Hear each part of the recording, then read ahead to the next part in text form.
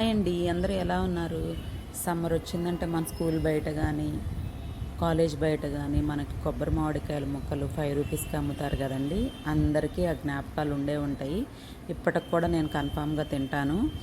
పెద్దకాయ తీసుకొచ్చారు, 70 రూపీస్ అంట. చాలా బాగుంది, కట్ చేస్తే చాలా టేస్టీగా ఉంది. మా అమ్మాయి కారం కావాలని చెప్పి పేచీ పెట్టి ముక్కలన్నిటికీ కారం అంటించుకొని ఒక పట్టు పట్టేసిందండి. మీరు కూడా అంతే కదా, చక్కగా తినేసేయండి. ఈ సమ్మర్లోనే కదండి మనకు దొరికేది.